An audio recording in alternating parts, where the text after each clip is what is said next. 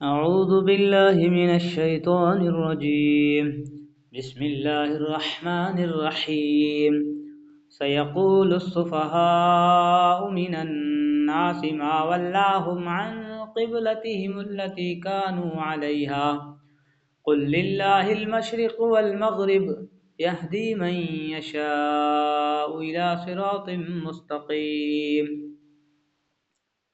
اب یہ بے وقوف لوگ کہیں گے کہ آخر وہ کیا چیز ہے جس نے ان مسلمانوں کو قبلے سے رخ پھیرنے پر آمادہ کر دیا،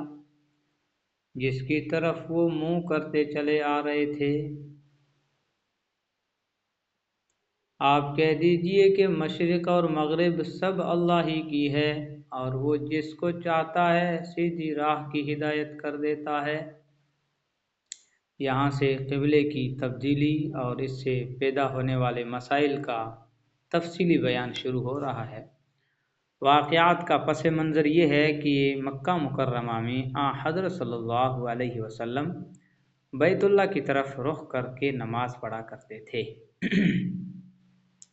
جب آپ مدینہ منورہ تشریف لائے تو آپ کو بیت المقدس کا رخ کرنے کا حکم دیا گیا، جس پر آپ تقریباً 17 مہینے تک عمل کرتے رہے۔ اس کے بعد دوبارہ بیت اللہ شریف کو قبلہ قرار دے دیا گیا۔ تبدیلی کا یہ حکم آگے آیت نمبر 144 میں آ رہا ہے۔ یہ آیت پیشن گوئی کر رہی ہے کہ یہودی اور عیسائی اس تبدیلی پر بڑے اعتراضات کریں گے، حالانکہ یہ حقیقت اللہ تعالیٰ پر ایمان رکھنے والے ہر شخص کے لیے کسی دلیل کی محتاج نہیں۔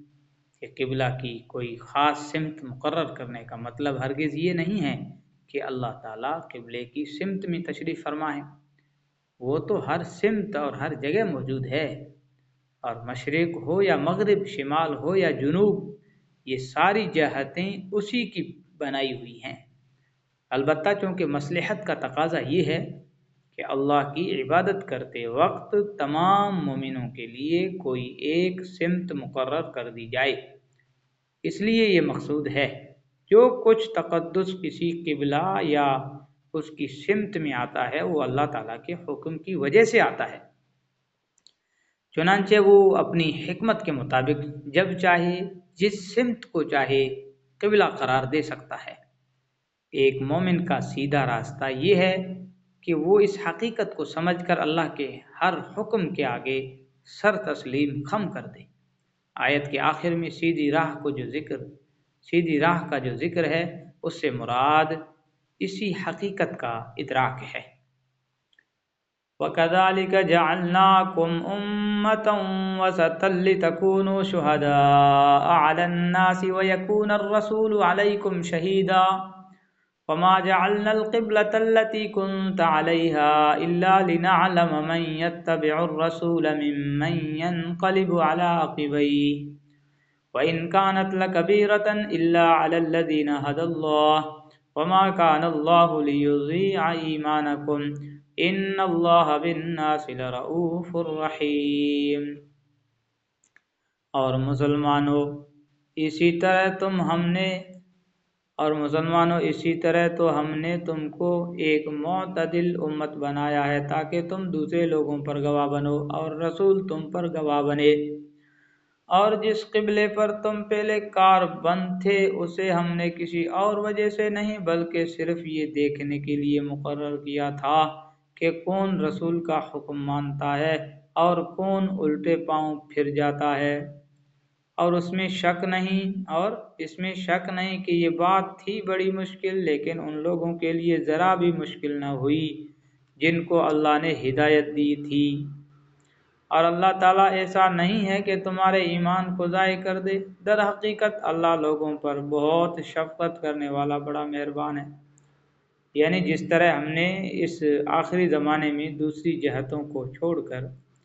کعبہ کی سمت کو قبلہ بننے کا شرف عطا فرمایا اور تمہیں اسے دل و جان سے قبول کرنے کی ہدایت دی، اسی طرح ہم نے تم کو دوسری امتوں کے مقابلے میں سب سے زیادہ معتدل اور متوازن امت بنایا ہے۔ تفسیر کبیر۔ چنانچہ اس امت کی شریعت میں ایسے مناسب احکام رکھے گئے ہیں جو قیامت تک انسانیت کی صحیح رہنمائی کر سکیں۔ معتدل امت کی یہ خصوصیت بھی اس آیت میں بیان فرمائی گئی کہ اس امت کو قیامت کے دن انبیاء کرام کے گواہ کے طور پر پیش کیا جائے گا۔ اس امت کو قیامت کے دن انبیاء کرام کے گواہ کے طور پر پیش کیا جائے گا۔ اس کی تفصیل صحیح بخاری کی ایک حدیث میں یہ بیان ہوئی ہے کہ جب پچھلے انبیاء کرام کی امتوں میں سے کافر لوگ صاف انکار کر دیں گے کہ ہمارے پاس کوئی نبی نہیں آیا تھا، تو امت محمدیہ کے لوگ انبیاء کرام کے حق میں گواہی دیں گے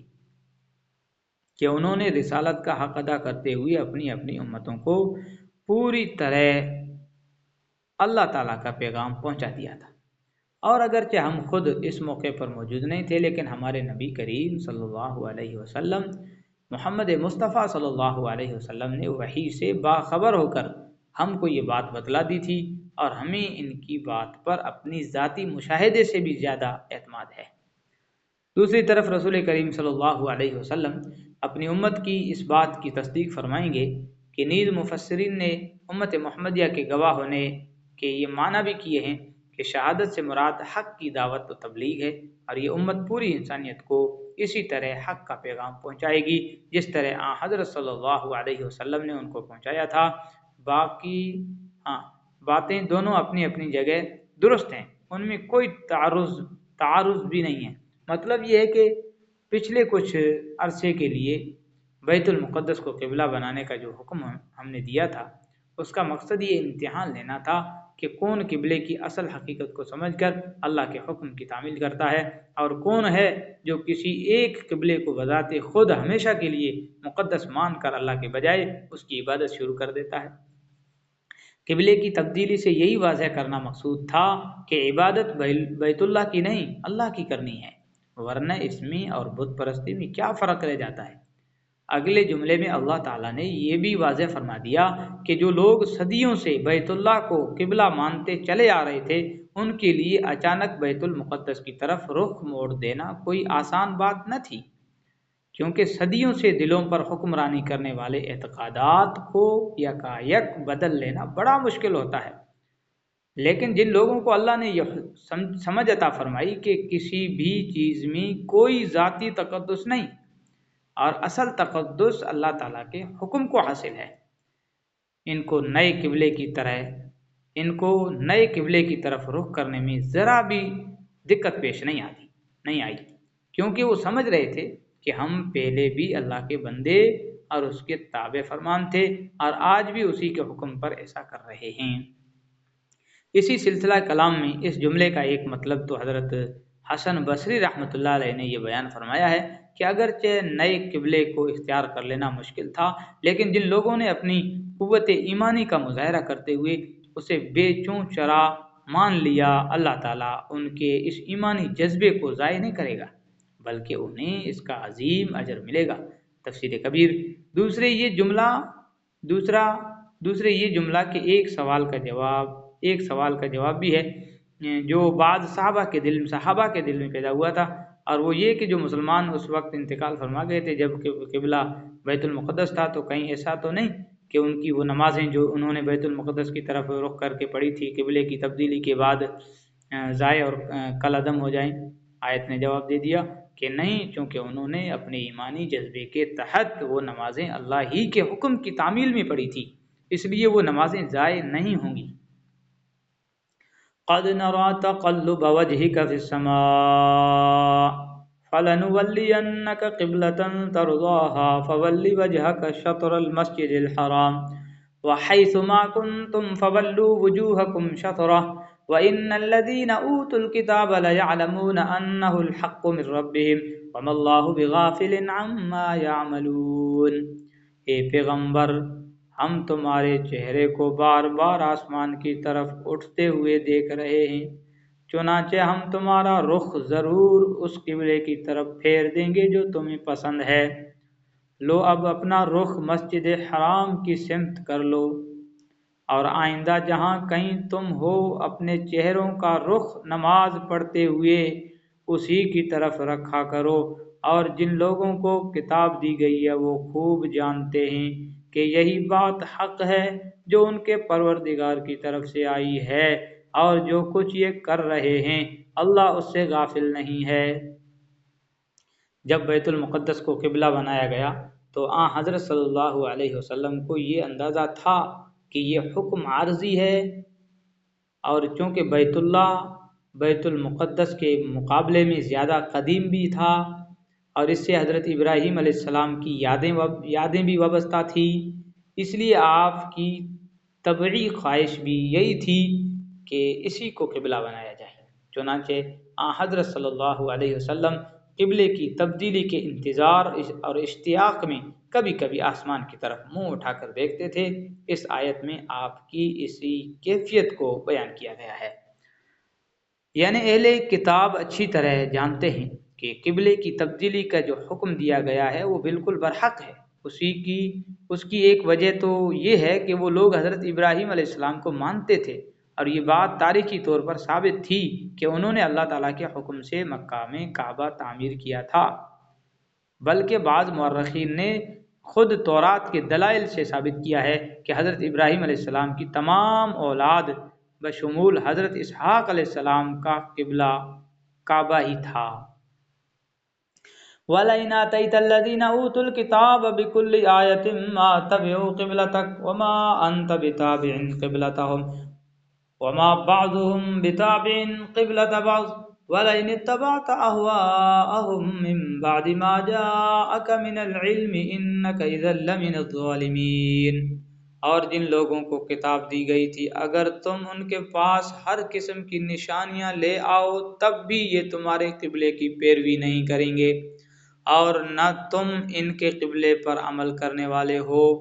نہ یہ ایک دوسرے کے قبلے پر عمل کرنے والے ہیں۔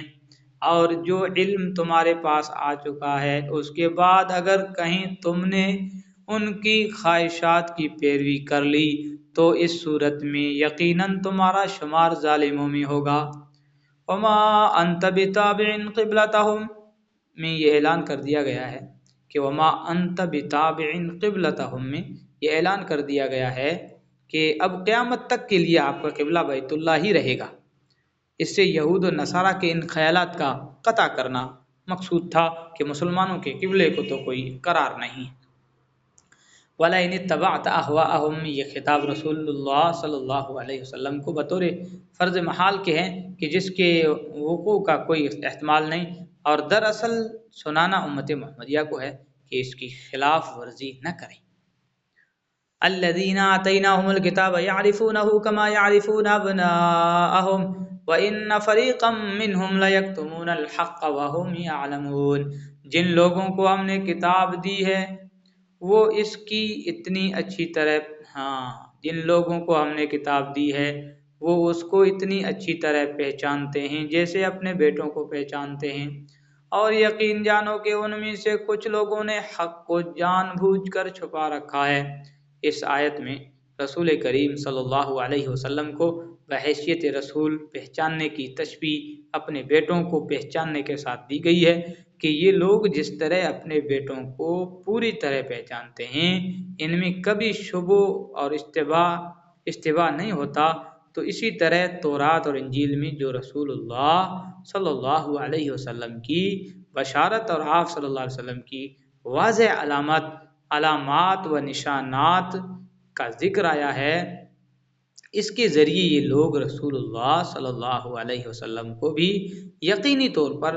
یقینی طور سے جانتے پہچانتے ہیں۔ ان کا انکار محض عناد اور ہٹ دھرمی کی وجہ سے ہے۔ الحق من ربک فلا تکونن من الممترین، اور حق وہی ہے جو تمہارے پروردگار کی طرف سے آیا ہے، لہذا